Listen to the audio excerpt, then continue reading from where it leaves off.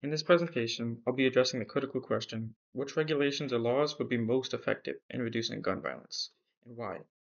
Why have these laws not already been implemented? Now, gun violence across the United States is a huge issue, and it takes the lives of hundreds of thousands each year. Now, we have solutions to these problems, however, we just aren't implementing them fully across the states. Some states have already implemented them, but not all of them are. And it's been very slow for the states that have.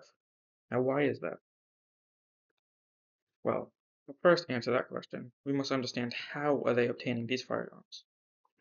Well, majority of these legally obtained firearms are through private gun sales and gun shows. Now, what does that mean? Now, in these gun shows, people are showing off their guns and selling them to others. However, it's not requiring their regulations or assessing, screening people, which means that it could easily fall into the wrong hands and harm people badly. Now, what could we do about that? We could limit the amount of gun sales that are allowed and require screenings throughout these gun shows. And similarly, these methods are obtained through online sales, which have the exact same problem as private gun shows, sorry. Now, again, we have the same solution for that. And John Hopkins research has actually found that closing these loopholes has obviously had a decrease on the effect of guns throughout the nation and the state. Now, there's an argument being used that guns are used for self-defense, and not all guns are used for violence. Now, that is true. It it shows through research that more harm is being produced than protection is being produced. And I understand people want to have their protection. However, if it's causing others more harm, then there's a clear problem with that protection.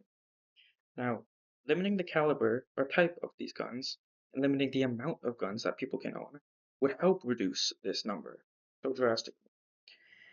Even a tiny one caliber decrease could help save at least one life.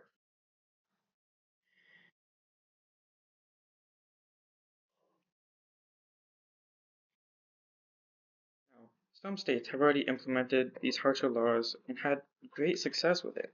And in 2023, state lawmakers passed 130 gun safety laws and had great results in these states that they were passed in. Now, on the map, you could see California has had great success with this because they are one of the leading nations. They are one of the leading states within the nation with strong gun laws. And, as you could guess, had a decrease in the gun violence in that state. And in 2024, gun safety funded for a gun law ranking, and it really just helps demonstrate how obvious of a problem this is in the United States. Now, in many of these states, states are scared to pass these laws because of the culture that their citizens have built around these guns. And they're scared of a revolution from these citizens because they don't want to give up their guns. However, if it's costing lives, a change needs to be made. And like I previously mentioned, the states with the strongest gun laws, like California, New Jersey, Connecticut, New York, and Massachusetts, they are rated A plus and top of the nation in gun violence. Again, having a clear correlation. Meanwhile, Mississippi, Louisiana, Alaska, Alabama, Oklahoma, Arkansas, Montana, and Missouri are all rated F the scale. And again, high gun violence within those states. Now, these policies matter so much because of the clear correlation it shows with lower death rates.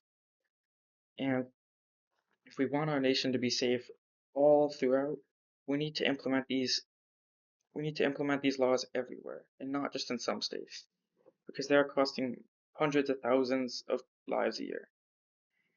Now, these are the sources I used for my presentation.